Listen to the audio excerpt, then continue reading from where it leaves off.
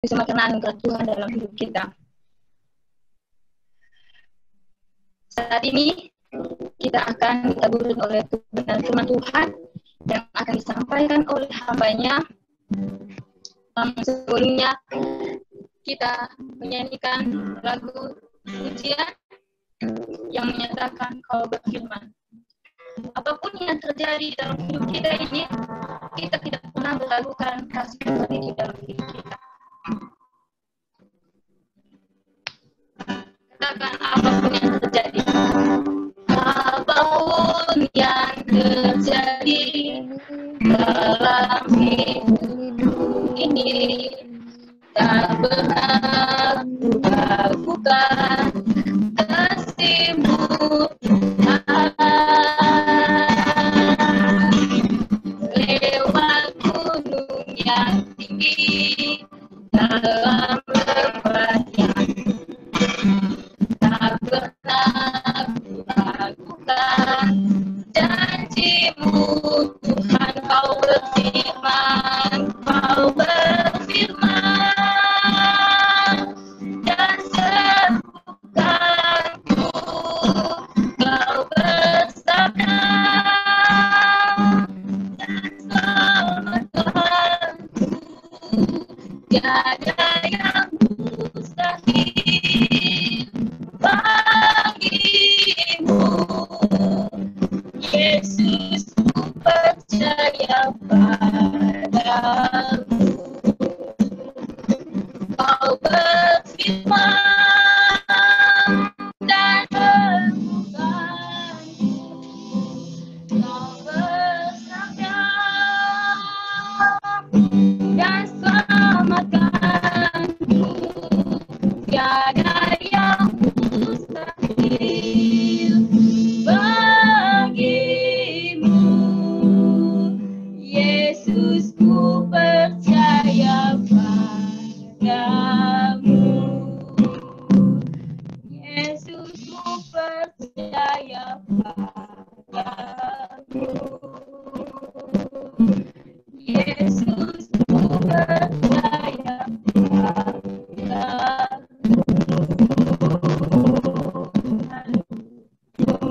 Baik, pembawa firman Tuhan dipersilakan.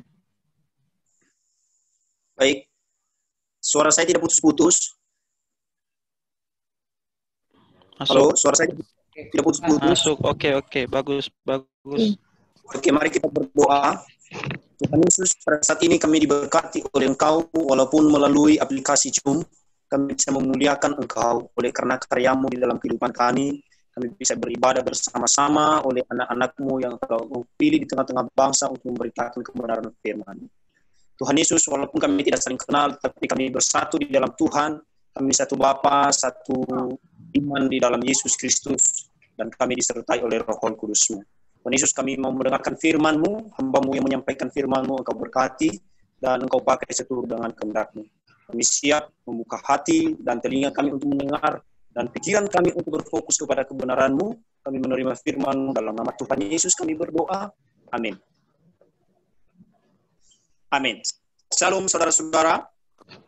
Salam. Baik, terima kasih kesempatan yang diberikan kepada saya untuk membawakan firman pada malam hari ini.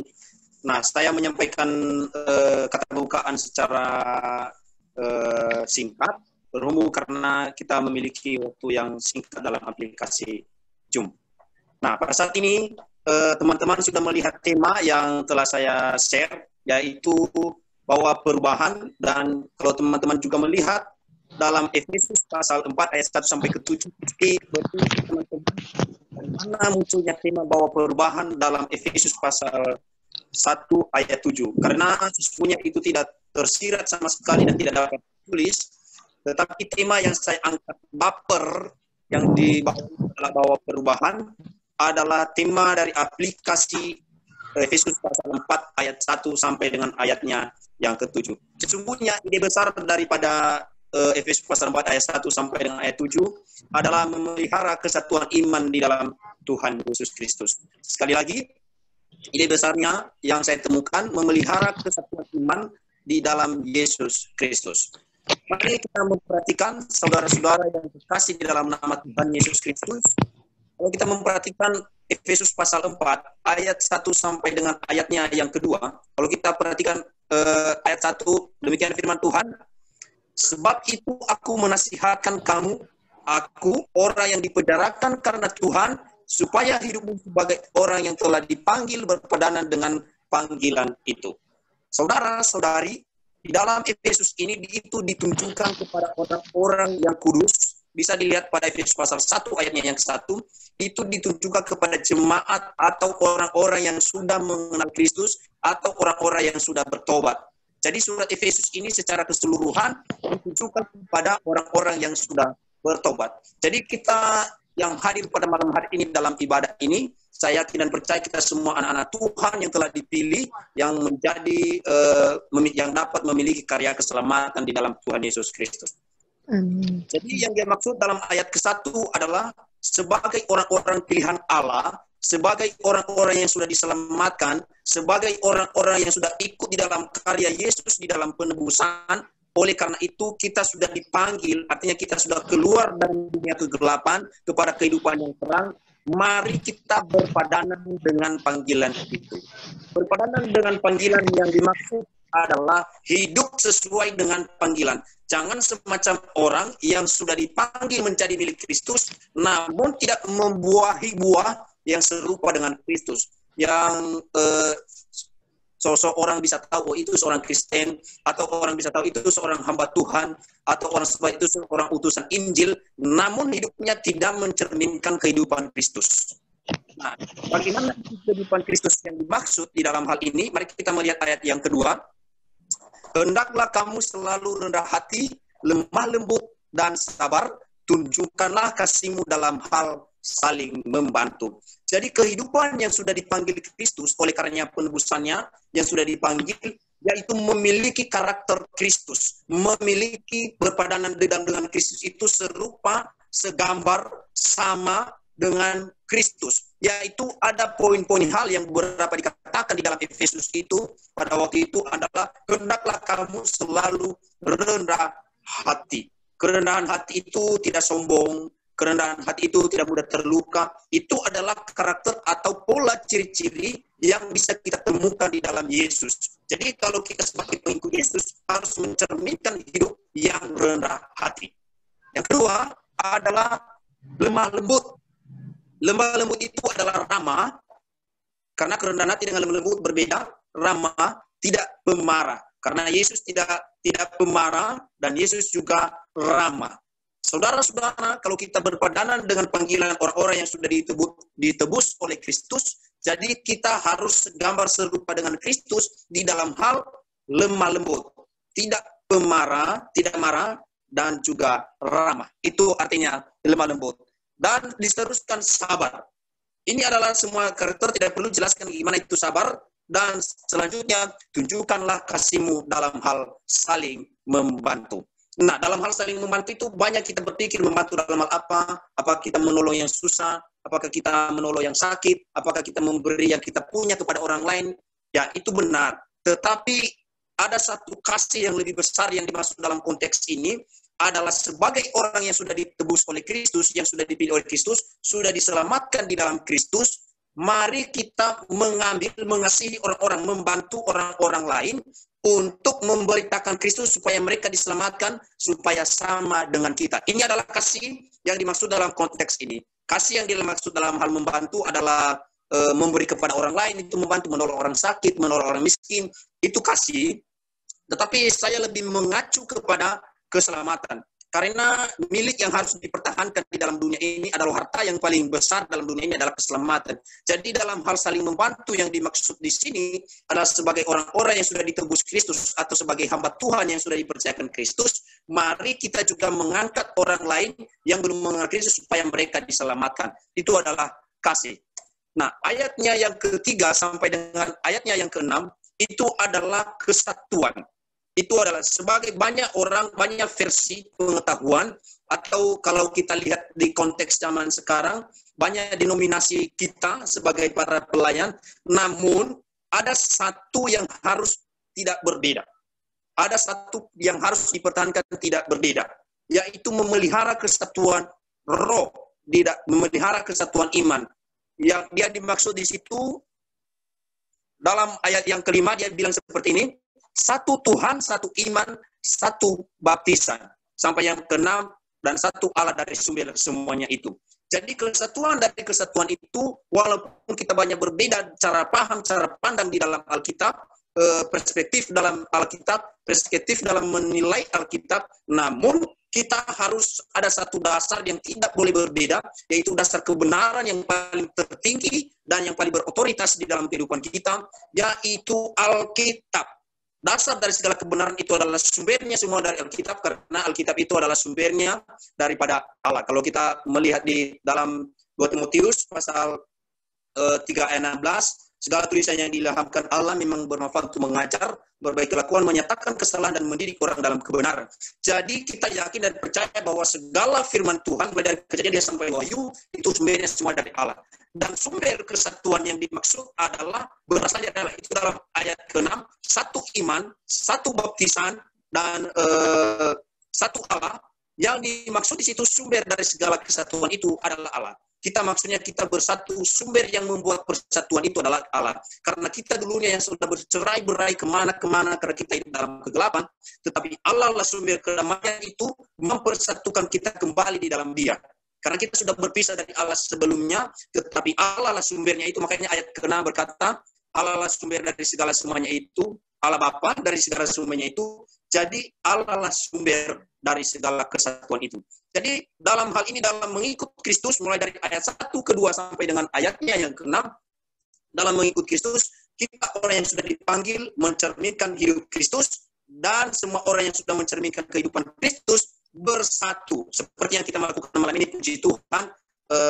Saya tidak tahu ini program siapa bisa kita bersatu pada malam hari ini. Dari dulu ini pasti program daripada ketuanya. Puji Tuhan, semoga diberkati orang-orang yang sudah berpikir ini. Karena kita berbeda sekolah tinggi, kita berbeda denominasi, kita beda kampung, atau dari mana, kita beda tempat tinggal. Tetapi kita bisa bersatu, menyatukan pikiran, saling berdiskusi satu dengan yang lain. Ini adalah kesatuan yang dimaksud supaya kita saling memahami kebenaran bersama-sama, yaitu kita satu iman di dalam Yesus, kita satu Bapa, dan kita satu baptisan. Ini adalah firman Tuhan.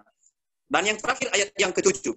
Tetapi kepada kita masing-masing telah dianugerahkan kasih karunia menurut ukuran pemberian Kristus. Ayat yang ke-7 menunjukkan bahwa kita semua, kalau saya lebih bawa pada malam hari ini, kita semua yang berkumpul pada malam hari ini memiliki karunia yang berbeda. Nah, oleh karena itulah Tuhan memerlukan kesatuan tadi. Oleh karena itu Allah memerintahkan kita, memberi perintah supaya kita itu bersatu. Karena kita tidak memiliki fungsi yang sama. Ada orang yang karunianya itu pandai berbicara, ada orang yang pandai berkhotbah, ada orang yang memang pandai berdoa, ada orang yang mampu melakukan mujizat, ada orang yang mampu melakukan bahasa roh. Jadi tidak semua orang dapat melakukannya. Nah, Allah membuat itu bersatu supaya kuat. Nah, kalau kita bawa ilustrasi bagaikan sapu lidi, kalau jika lidi itu satu tidak akan bisa kuat, tetapi kalau bersatu satu dengan yang lain menjadi kuat. Seperti itu gambaran yang bisa saya buat. Jadi makanya Allah memerlukan kesatuan sebagai orang-orang yang sudah dipanggil, orang-orang yang sudah masuk ke dalam terangnya. Jadi Allah memerlukan itu kesatuan di dalam itu. Karena kita memiliki kemampuan, bukan kemampuan lain, kita memiliki karunia yang berbeda. Kita memiliki fungsi dalam melayani yang berbeda. Jadi dalam hal ini, dari awal dia menunjukkan kepada kita bahwa kita harus saling membantu. Jadi persatuan yang dilakukan pada malam hari ini, puji Tuhan, bisa memberkati kita semua. Kita berbeda-beda pikiran, berbeda pandangan, namun kita disatukan di dalam firman pada malam hari ini. Kita disatukan dalam ibadah pada malam hari ini, dan kita disatukan dari sejak semula dibuat ini grup, dan sampai kita bisa ibadah Zoom. Ya, Tuhan sudah memberkati kita sampai pada saat bertahan sampai pada saat ini. Dan saya lihat pun kelompoknya semakin banyak. Puji Tuhan, itu semua pekerjaan Tuhan di dalam kehidupan kita masing-masing. Demikian firman Tuhan yang bisa kita renungkan pada malam hari ini. Sekali lagi saya ulangi tema, memelihara kesatuan iman di dalam Yesus Kristus. Dan sebagai aplikasi terakhir adalah tema kita, bawa perubahan. Maksud saya, jikalau selama ini kita yang dipanggil Kristus tidak berpadanan dengan panggilan itu, bawalah perubahan dalam hidupmu. Tetapi kalau kita sudah berpadanan dengan panggilan itu, bawalah perubahan kepada orang lain. Selanjutnya, jikalau selama ini kita tidak rendah hati, kita tidak lembut, tidak sabar, tidak bisa menunjukkan kasih, bawalah perubahan, tunjukkanlah kasihmu, rendah hati, lemah lembutlah, dan tunjukkanlah kasihmu. Dan jika kamu sudah memiliki kasih, sudah memiliki kerendahan hati, kelemah lembutan, sabar, dan bawalah perubahan kepada orang lain supaya ia memiliki yang kamu punya. Kemudian, dan yang terakhir, jika selama ini kita merasa berbeda dari Allah, ada yang masih menguasai hal-hal yang lain daripada Allah, daripada kesatuan di dalam Tuhan Yesus Kristus, maka kita membawa perubahan supaya kita bersatu di dalam Kristus. Dan jika kita sudah bersatu di dalam Kristus sampai detik ini, mari kita membawa orang lain juga supaya bersatu di dalam Kristus. Itulah maksud saya, bawa perubahan. Mari kita berdoa. Tuhan Yesus, terima kasih untuk firman-Mu yang bisa kami renungkan pada malam hari ini. Biarlah Engkau memberkati di dalam kehidupan kami dan dapat memotivasi di dalam kehidupan kami. Tuhan Yesus berkati kami semua yang sudah ikut ibadah pada malam hari ini, dan juga teman-teman yang belum sempat, yang sudah sampai di pertengahan. Tuhan Yesus, Engkau berkati. Tuhan Yesus berkati firman-Mu supaya menjadi kaya di dalam pikiran kami, kaya di dalam hati kami, yang menuntun dalam kehidupan kami masing-masing. Pujilah Engkau Tuhan, kami bersyukur. Haleluya. Amin. Saya kembalikan kepada pembawa acara.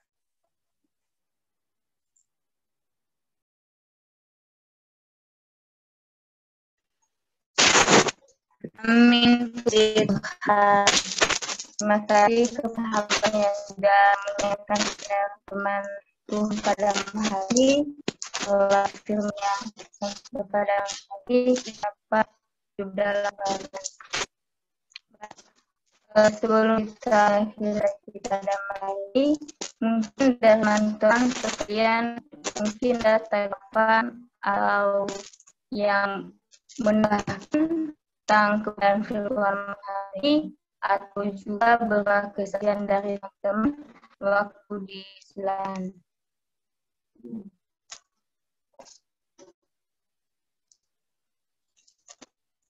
Baik, baik.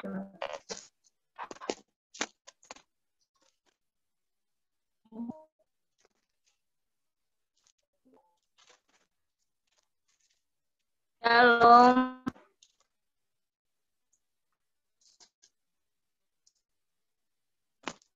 Shalom teman, apakah ada tanggapan tentang kebenaran firman yang disampaikan oleh hanya atau berupa saksian hidup selama 1 minggu ini Tuhan telah menyertai kehidupan kita?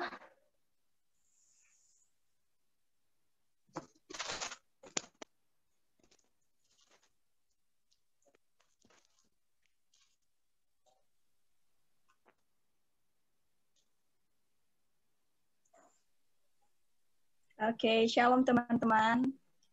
Puji Tuhan, terima kasih buat firman-Nya pada malam hari ini. Saudara Salawa sangat diberkati oleh firman Tuhan pada malam hari ini, membawa perubahan.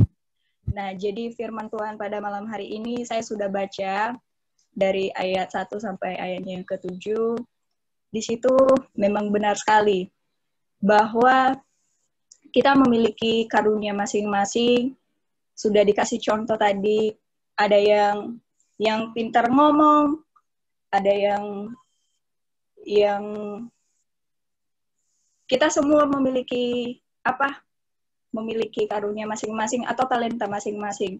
Jadi setiap talenta yang kita miliki itu kita pergunakan untuk pemulihan nama Tuhan, dan kita juga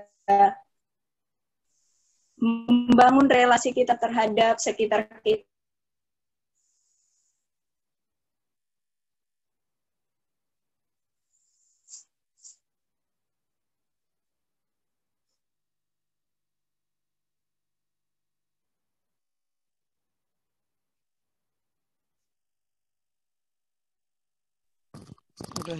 Udah hilang suara saudari Dubir, hilang suaranya. Mungkin jaringan kali.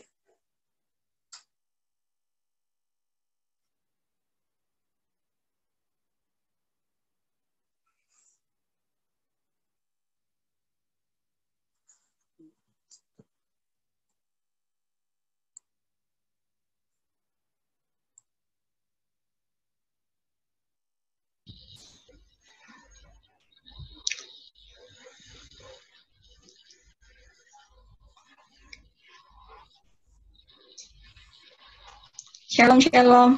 Halo. Oke, sorry ya.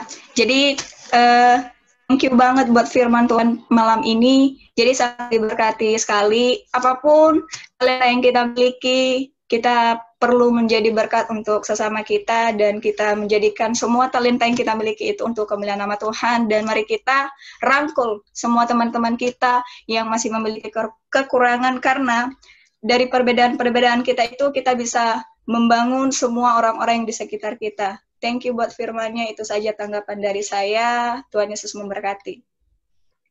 Amin. Tuhan Yesus memberkati kembali. Amin. Terima kasih kepada hamba-Nya yang sudah memberi tanggapan.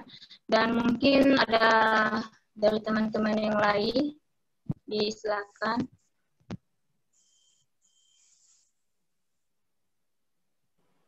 Shalom, selamat malam. Ya, shalom. Saya hanya ingin menanggapi apa yang disampaikan oleh saudara kita tadi tentang membawa perubahan dan memeliharakan kesatuan. Saya menggarisbawahi satu hal, yaitu tentang Allah memerlukan. Saya rasa kalimat ini perlu dirubah. Allah memerlukan, karena sejujurnya dan sebenarnya Allah tidak memerlukan. Kita yang memerlukan Allah.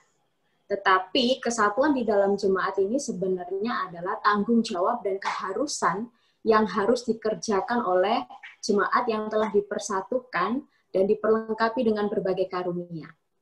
Jadi mungkin bisa dikritisi kembali kalimat-kalimatnya tentang Allah memerlukan, begitu.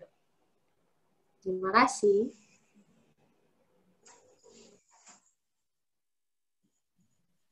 Terima kasih.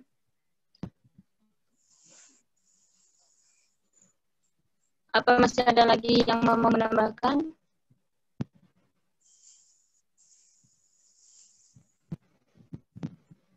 Jika tidak ada,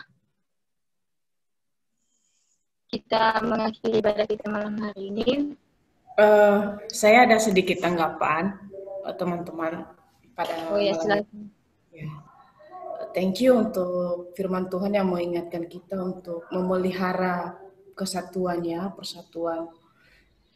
Suatu tema yang mengingatkan kita kembali bahwa sebagai generasi muda, khususnya kita sebagai pemuda-pemuda NIAS, dan kita adalah generasi-generasi penerus Pulau NIAS secara khusus, bahwa sangat penting persatuan itu dan aplikasi yang harus kita jalani sebenarnya di dalam Efesus sangat jelas dia memberitahukan kepada kita, Paulus memberitahukan kepada kita bahwa untuk bisa sebenarnya bersatu mulai dari kerendahan hati.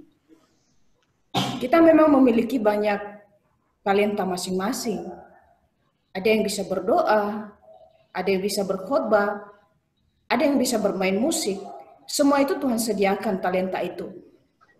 Tapi bagaimana kita mempergunakan talenta itu untuk kita bersatu dalam melayani Tuhan sebagai generasi NIAS Youth. Mungkin saat ini banyak di antara kita sebagai pelajar, atau mungkin ada juga teman-teman kita yang bekerja. Tetapi di dalam perbedaan-perbedaan itu, apakah kita memiliki kerendahan hati, kesediaan hati untuk melayani Tuhan? Kerendahan hati itu ibarat kata lainnya, kalau bukan kerendahan hati adalah kesombongan. Artinya setiap talenta yang kita miliki, kita harus menyadari bahwa saya memiliki talenta itu untuk memuliakan Tuhan.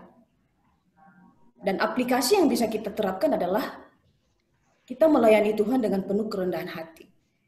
Kemudian bagaimana kita bisa bersatu adalah dengan lemah lembut. Lemah lembut artinya berbicara soal bagaimana kita hidup di dalam suatu persekutuan, kita saling untuk mengingatkan tapi dengan bahasa-bahasa yang tidak menyakiti orang lain. Sehingga terbentuk satu persatuan nantinya. Walaupun kita berbeda, walaupun nanti teman kita mungkin ada yang misalnya melakukan kesalahan, ada yang belok keluar dari firman Tuhan. Dengan kelemah lembutan kita bisa menegur dengan kasih. Artinya kita mau teman kita itu berjalan bersama dengan Tuhan, beriring bersama dengan kita. Dan tidak lepas dari semua kerendahan hati, kelemah lembutan, yang paling penting juga kesabaran. Bahkan di dalam Perjanjian Lama mengatakan bahwa kesabaran itu sebenarnya melebihi dari seorang pahlawan. Artinya apa? Ketika kita bisa menjadi seorang sabar dalam suatu organisasi, maka otomatis kita akan bisa rendah hati, lemah lembut terhadap sesama kita. Oleh karena itu penting sekali di dalam kita sebagai khususnya Nyasyut pada saat ini adalah kesabaran. Terutama nantinya mungkin kita akan diskusi di dalam grup kita, di dalam grup WA yang sama-sama. Ada pendapat yang mungkin menurut teman-teman tidak sejalan, tidak sesuai dengan doktrin teman-teman, tidak sesuai dengan pemikiran teman-teman. Kita memiliki perbedaan, dan biarlah kita melakukan itu dengan kesabaran, dengan penuh kerendahan hati. Karena semua itu sebenarnya kita tunjukkan karena kita mengasihi sesama kita. Secara pribadi, kenapa ada Nyasyut ini? Karena kita rindu ada generasi Nias yang akan memajukan kesejahteraan Nias, yang akan memberitakan Injil kepada Pulau Nias. Kenapa kita mengadakan Nyasyut hari ini? Karena kita mengasihi Pulau Nias. Kita sayang kepada Pulau Nias. Jangan sampai Pulau Nias yang dulunya adalah mayoritas orang Kristen, tapi kita bisa melihat sekarang berapa banyak masjid yang sudah berdiri. Berapa banyak orang-orang yang sudah tidak peduli dengan sesamanya. Mereka hidup dengan diri mereka sendiri. Yang penting saya makan, yang penting keluarga saya bahagia. Lalu apa peran kita sebagai pemuda Nias? Kita bersatu. Kita bukan hanya diselamatkan. Ada tanggung jawab yang harus kita jalankan sebagai orang percaya. Yaitu supaya kita saling mengasihi dengan bagaimana? Kerendahan hati, kelemah lembutan, dan sabar di dalam persekutuan Nyasyut. Ini saja yang bisa saya tanggapi. Tuhan Yesus memberkati. Amin, puji Tuhan. Terima kasih kepada hambanya. Apa masih ada yang mau menanggapi? Oke, Mungkin salam. Shalom. Baik, malam hari ini saya sangat luar biasa diberkati ya, soalnya ada 4 orang yang menyampaikan firman ini. 1 laki, 3 cewek. Sangat memberkati. Terima kasih ya, saudara-saudari. Jadi, yang bisa saya juga tanggapi sih sebenarnya. Menarik. Karena dari tema yang saya baca tadi itu perubahan dalam membawa kepadanan kita, proses hidup kita kepada Tuhan. Bagaimana kita telah menerima proses yang bagaimana Yesus itu telah memberikan kepada kita, yang telah Ia teladani kepada kita. Jadi menarik, ada satu bahasa yang saya tanggapi tadi itu dari saudari yang menanggapi kedua, Kristi Sefilira. Yaitu menarik sekali, soalnya pikiran saudari ini mungkin masih bagus, anak Encel, ya kan? Menarik karena tadi siang juga saya mendengar sama seorang pengkhotbah bahwa katanya kita ini memerlukan, tetapi Allah tidak memerlukan kita. Saya juga dengar malam hari ini bahwasanya bukan Tuhan memerlukan kita, bukan Allah, ya kan? Jadi bukan saya menanggapi ya, bukan saya menjelaskan, tetapi bagaimana ya? Bagaimana kalau kita bawa dalam grup WA, kita bahas satu tema ini. Ada 2 pertanyaan yang saya ajukan untuk kita semua. Itu sesuai Alkitabiah ya. Kita bahas dalam grup. Ada 2. Pertama, siapa yang perlu dalam persekutuan? Itu bagi teman-teman yang bagi pengurus coba dicatat dan diajukan pertanyaan di grup supaya kita bebas untuk berargumen, tetapi dalam positif ya. Karena ini menarik. Pertama tadi, siapa yang perlu dalam persekutuan? Kedua, siapa yang memanggil kita dalam persekutuan? Dua aja. Saya perlu sekali jawaban ini. Karena menarik dari argumen saudari tadi itu. Allah tidak memerlukan kita, ya kan? Oke, kita bahas ayat ini pasti kita akan dapat nanti jawabannya. Yang penting the best lah malam ini ada 4 orang yang menjelaskan satu bagian firman Tuhan cukup menarik. Satu kesatuan dalam Tuhan dan bagaimana kita hidup dalam keteladanan Tuhan. Oke, terima kasih. Salam. Shalom. Terima kasih kepada hambanya yang sudah memberi masukan atau bertanggapan. Terima kasih. Mungkin sudah waktunya ya. Bagaimana? Apa masih ada waktu?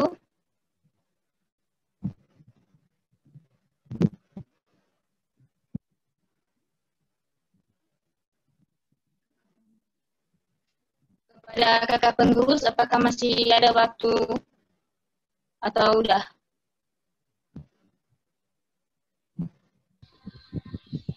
Halo kepada masih ada waktunya sih.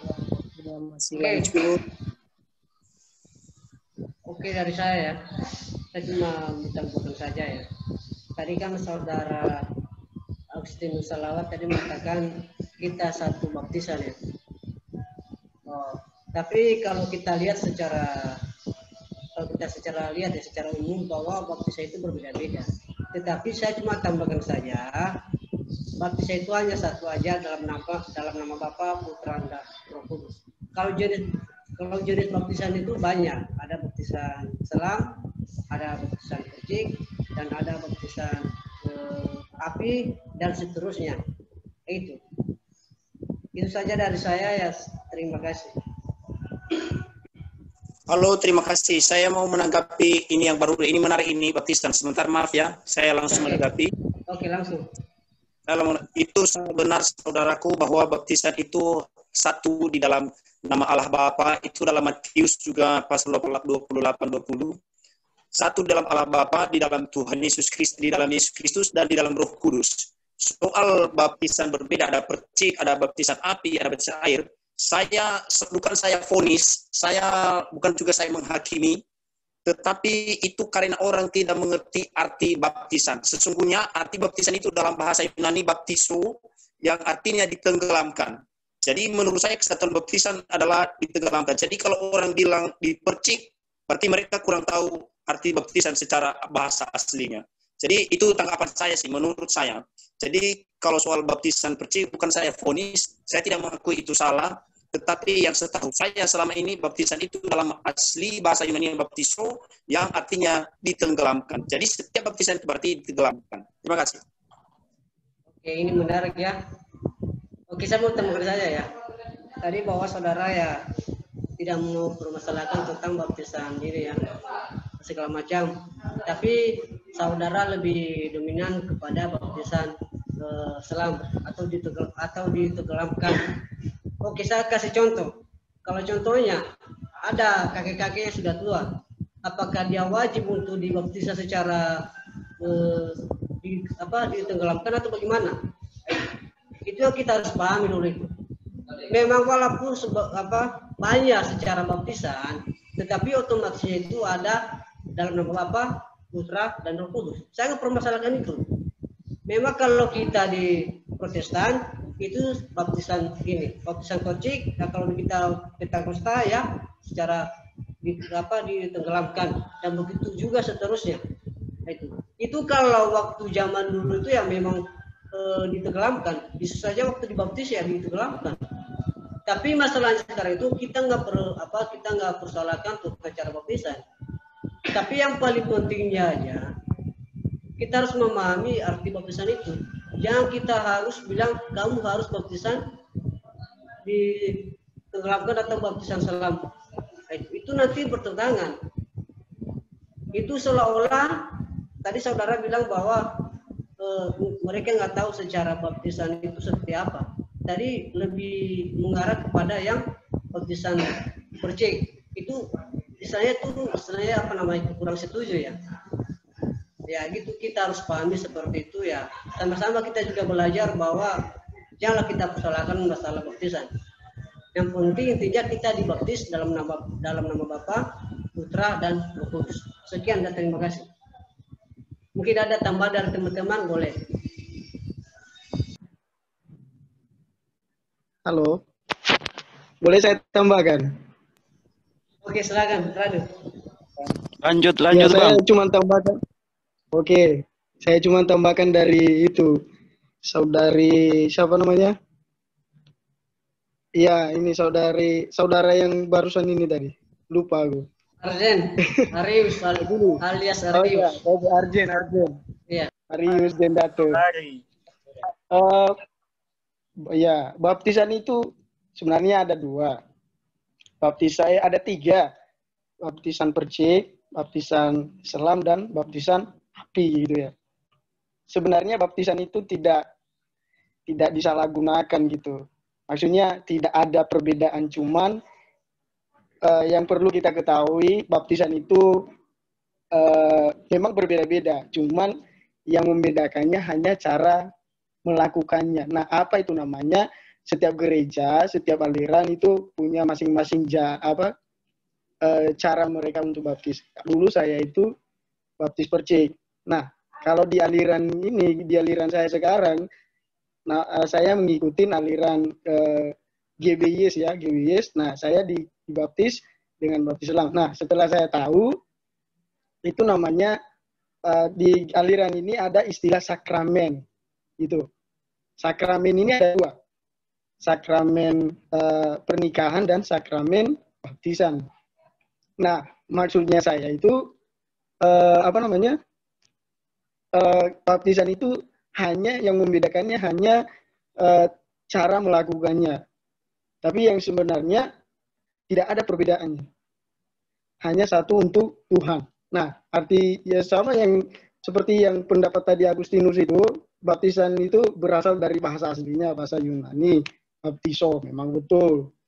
Tapi yang kita telusuri, kalau kita telusuri di dalam kitab, Tuhan Yesus saja dibaptis secara selam kan? Bukan dibaptis secara percik kan?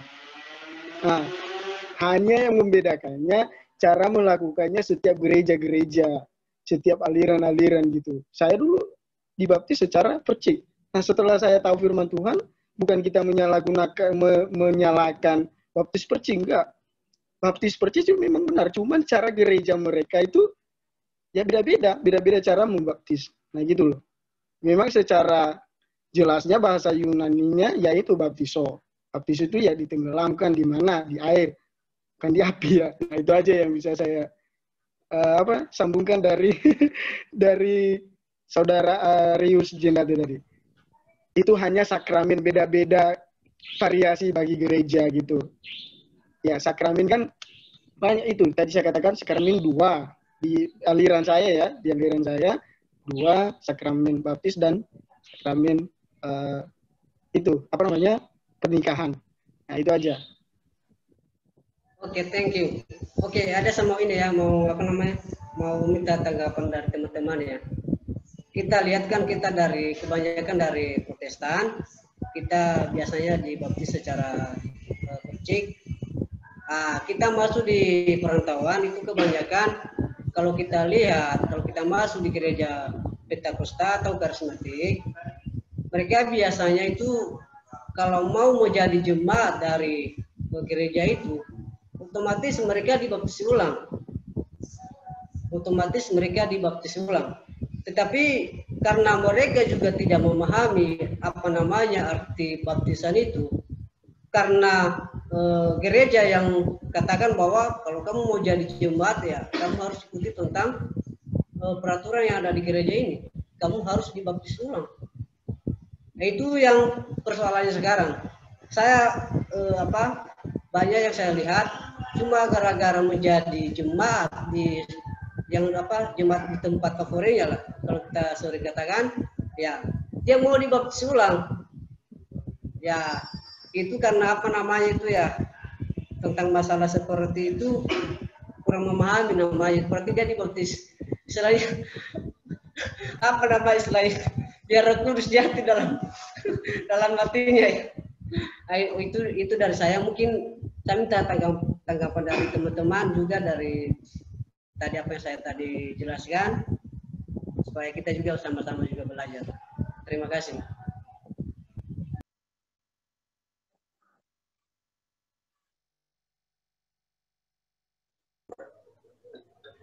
Ya, oke, dari saya boleh saya tanggapin ya. Terima kasih buat teman-teman semua tentang baptisan. Kalau tidak salah kemarin ini di grup sudah pernah kita bahas. Itu harus ditenggelamkan. Tanya Arius, ya saudara Arius, bahwa ya kalau masuk ke gereja ini harus dibaptis ulang. Maka kita harus lebih mengerti bahwa memang ditenggelamkan. Tetapi secara umumnya apa sih artinya? Kenapa kita harus dibaptis? Kenapa harus kita dibaptis? Tanda bahwa baptis itu kita benar-benar bertobat dari dosa. Jadi kalau hanya ditenggelam, kita fokus ditenggelamkan. Satu, secara rohani yang harus kita tanggapin adalah itu tanda bahwa kita benar-benar bertobat dari dosa dan terima Tuhan Yesus sebagai Tuhan dan Juru Selamat di hidup kita. Nah, apakah perlu dibaptis ulang lagi? Sekali lagi itu tergantung dalam setiap pribadi kita. Apakah kita awalnya sudah sungguh-sungguh benar-benar bertobat? Tadi sudah dijelaskan oleh Saudara Damai bahwa beda-beda dalam aturan gereja itu. Itu tergantung, tapi ini kembali ke pribadi kita masing-masing. Bahwa ini adalah tanda bahwa kita bertobat. Ya, kalau kita yakin bahwa baptis itu memang hanya sekali seumur hidup. Ya, salam dulu. Karena kita terima Tuhan Yesus, kita terima Tuhan Yesus satu kali. Apa itu? Ya, jadi itu tandanya bahwa itu tanda kita bahwa sungguh-sungguh bertobat menerima Tuhan Yesus. Karena ini sudah kita bahas di grup ya. Tapi nggak apa-apa, bagus. Supaya kita lebih dalam lagi tentang baptisan ini. Ya, itu tanggapan dari saya, mungkin ada dari teman-teman semua. Ya, terima kasih. Tuhan Yesus memberkati kita semua. Shalom.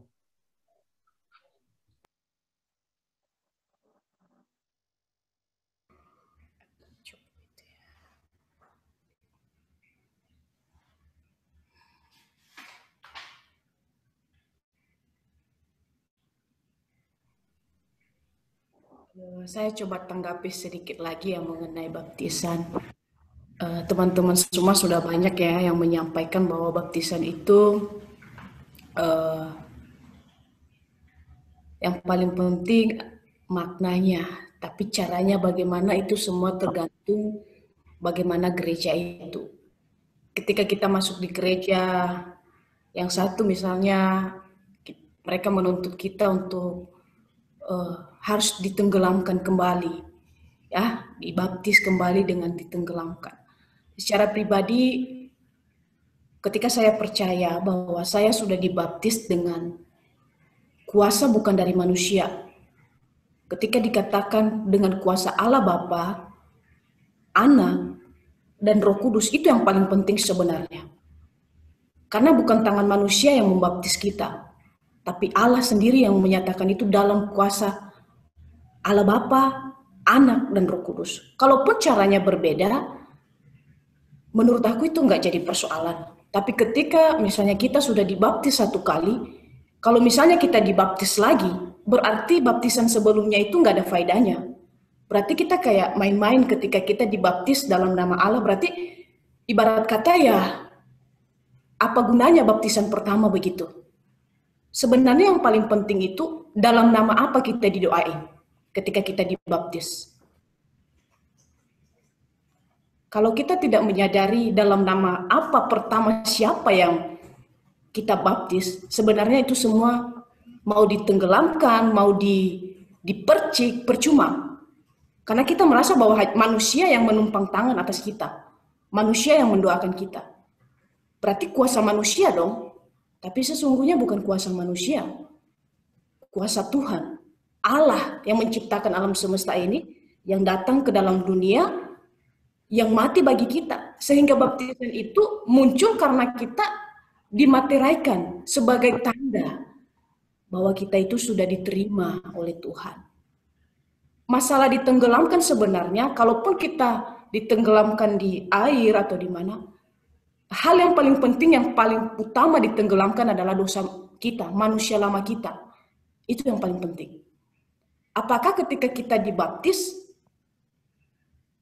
manusia lama kita sudah benar-benar tenggelam, atau justru malah sebaliknya?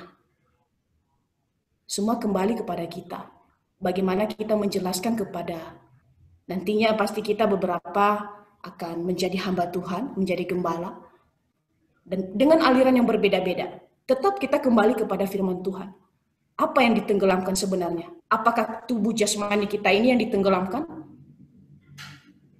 Atau justru manusia lama kita yang ditenggelamkan? Banyak perdebatan para teolog. Banyak akhirnya yang terjadi pertengkaran gitu loh. Ini saya yang paling benar, aliran ini menurut bahasa aslinya begini. Menurut saya kembali dari bagaimana yang ditenggelamkan sesungguhnya. Pertama itu kuasa siapa? Kedua, baptisan itu sebagai tanda, sebagai materai. Ibarat kata kita disahkan, dilegel. Tidak boleh lagi ada yang ganggu kita gitu loh. Ini udah milik Kristus. Kalau ada yang mengganggu, yang berhadapan dengan kamu bukan manusia lagi, tapi Kristus. Dan yang ketiga, mana yang ditenggelamkan? Apakah tubuh kita atau manusia lama kita? Semua kembali bagaimana kita mengerti akan kebenaran firman Tuhan. Itu yang bisa saya tambahkan. Terima kasih, Tuhan Yesus memberkati. Ya, dari saya ya. Salam teman-teman. Baik. Salam Bang Daya. Ya, saya sangat setuju ya yang dikatakan saudari Sari Zendato. Tadi dia mengatakan bahwa untuk baptisan kita pertama, kita lagi baptisan pertama itu nggak ada guna, Pak.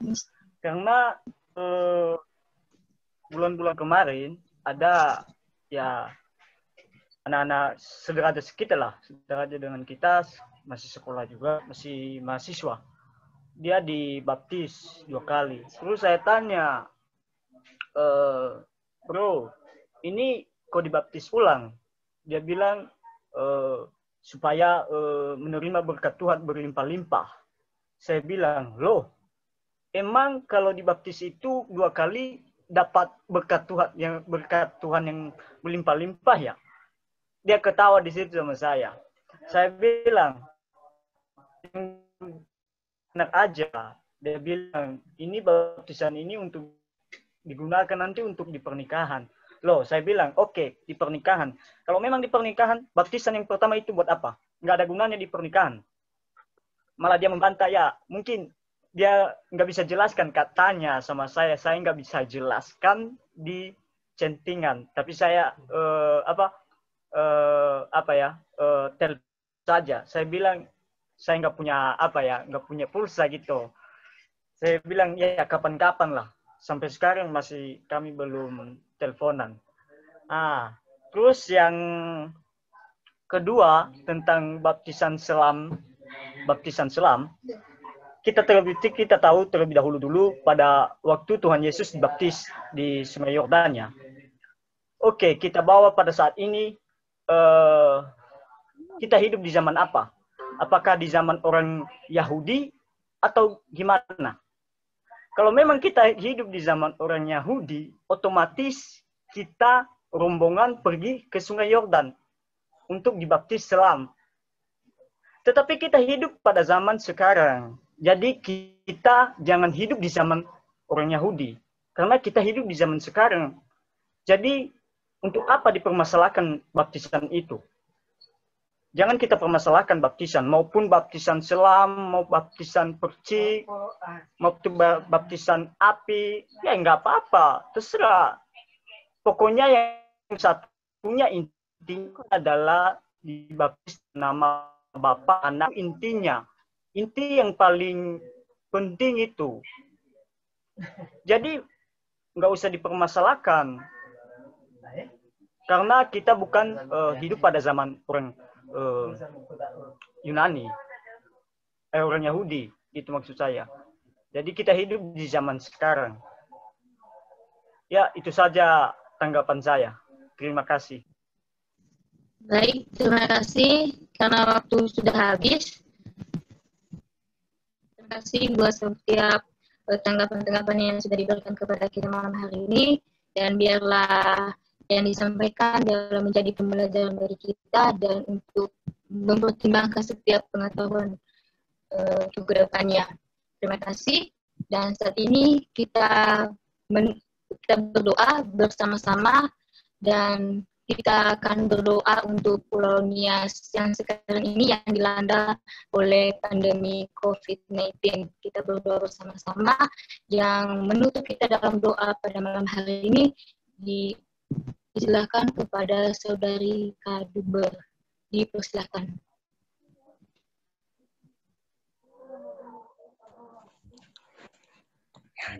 Ya teman-teman, lagi padam lampu. Oke, thank you buat teman-teman semua sudah bisa bergabung untuk beribadah di Nias Youth Generation. Dan sekarang kita mau berdoa dan sungguh berdoa untuk Pulau Nias kita dan bukan hanya untuk Pulau Nias kita. Kita benar-benar berdoa untuk bangsa negara Indonesia kita ini yang dimana ada corona. Dan kita bersatu untuk mendoakannya. Karena kita percaya bahwa kuasa doa itu nyata bagi kita semua. Mari kita satu dalam doa. Puji nama Tuhan, kami bersyukur buat malam hari ini Tuhan. Untuk penyertaan-Mu yang tak pernah berkesudahan bagi kami. Dan kami boleh melaksanakan ibadah kami pada malam hari ini Tuhan. Oleh karena kemurahan dan kebaikan Tuhan juga buat kami semua. Firman Tuhan yang sudah disampaikan dan apapun yang sudah kami pelajari pada malam hari ini ya Tuhan.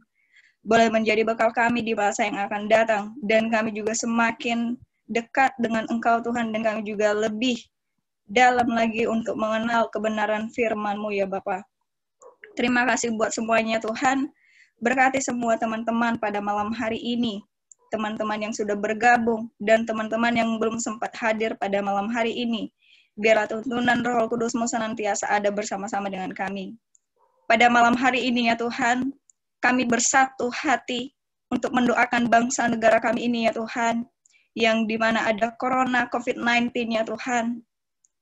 Kami mohon di dalam nama Tuhan Yesus Kristus, hanya Tuhan yang mampu memulihkan bangsa negara kami ini dari segala virus yang ada di bangsa negara kami ini Tuhan.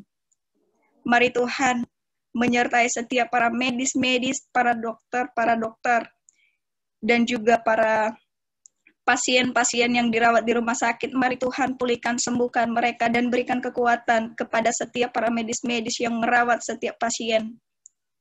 Di dalam nama Tuhan Yesus Kristus, kami berdoa juga pada malam hari ini Tuhan, terkhusus untuk Pulau Nias kami ya Tuhan.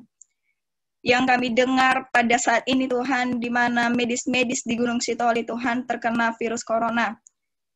Dan kami yakin dan percaya Tuhan, kuasa-Mu nyata bagi mereka Tuhan, pulihkan mereka.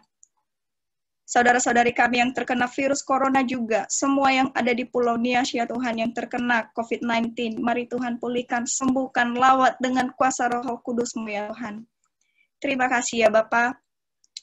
Kami serahkan Pulau Nias kami ke dalam tangan-Mu, bangsa negara kami ini kami serahkan dalam tangan-Mu Tuhan.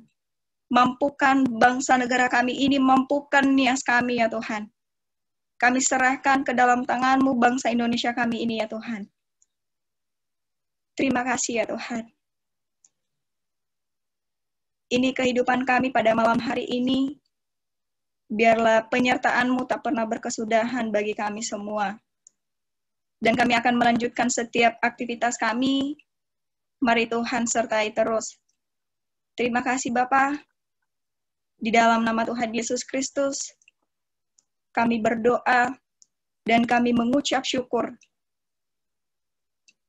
Haleluya. Sama-sama katakan, amin.